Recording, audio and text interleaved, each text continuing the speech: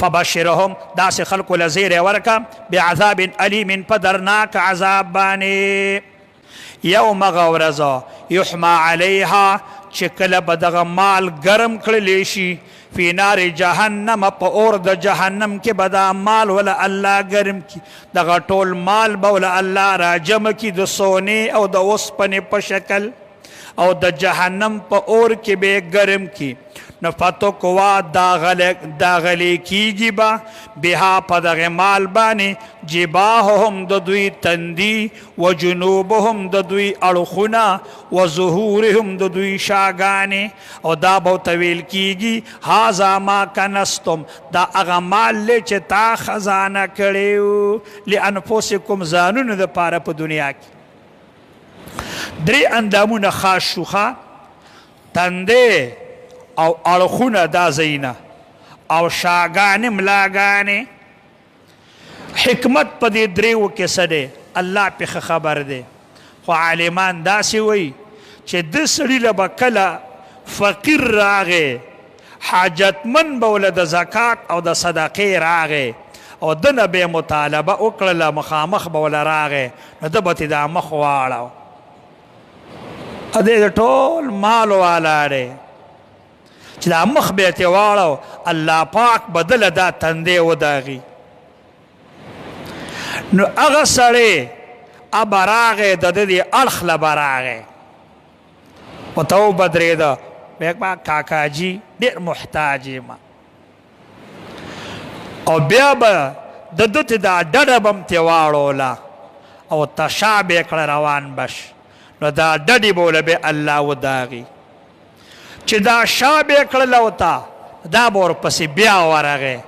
کاکاجي ویل ډېر محتاج یم او دې ښه پېژني چې دا فلانی دی او د هغه حاجت ورته معلوم دی او ده به ورته شا کړه مړه زه ته خلتنګې کور ته به ترې ننوته بیا به الله دا شاګانې داغي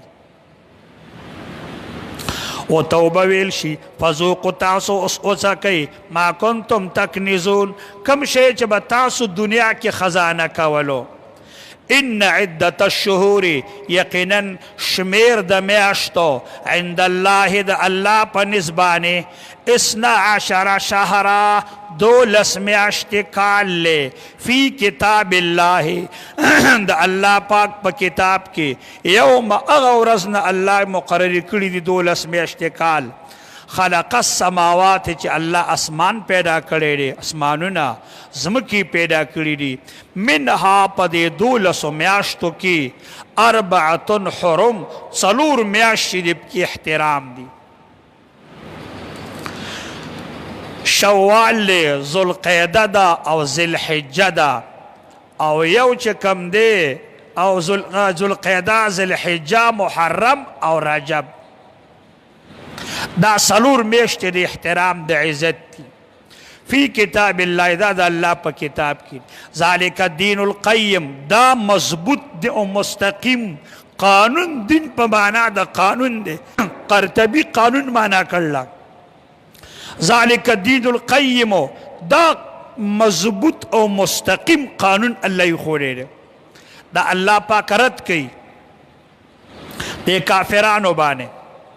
د کافرانو به د مکی مشرکانو به جنگونه کول دشمنیانې به یې کولې او د احترام میاشتې دا 3 چې به وي دا به مسلسل وي نو دې مسلسلو میاشتو کې به دوی جنگ نشو کولی نو تنګ به شو نو چې تنګ به شو نو دوی به رالل یو سړی و قلمس نامې وه دا قلمس نومې سړی یو ډېر د ده خبره به چا نه شوه ماتولی دې قلمس ته به یې ویل یاره تنګ شوي یو جنګ ته مړه کېږي چې جنګ ونښلو او دا د میاشتې د مسلسل د احترام 3 میاشتې مسلسلې دي جنګ پکې نشو کولی ته مړه په دې مینا کې ودرېږه اعلان وکړه چې څه کالې چې کومه ده نو دا د دغه میاشت چې کومه ده د خپل ځای نه اوړېدل د احترام میاشو دا د خپل ځای نه اوړېدل لکه مثلا ورته وبې ویلې ذوالقعده شوله ذوالحجه شوله او دیب سي محرم نو د محرم ربیع الاول ته اوړېدلی دی ربیع الاول دی خوا راوړېدلی دی نو دې میاشت کې جنګ روا دی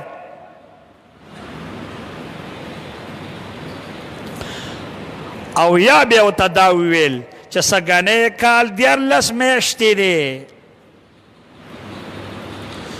او چې 14 میاشتې شو نو اوس دا میاشت چې کومه ده دا د احترام نه ده دا میاشت سږکال کال د 14 میاشته ګرځېدلی دی نو خدای فیصله وکړله الله کال په 12 میاشتو تقسیم کړی دی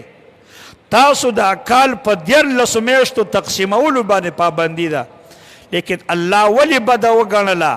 د دې کال پکې ورځې زیاتونه او کمول یې ولې بنده کړه قانون وجه دا ده چې دا کال 12 میاشتې نو دې کې د حج میاشتې معلومې دي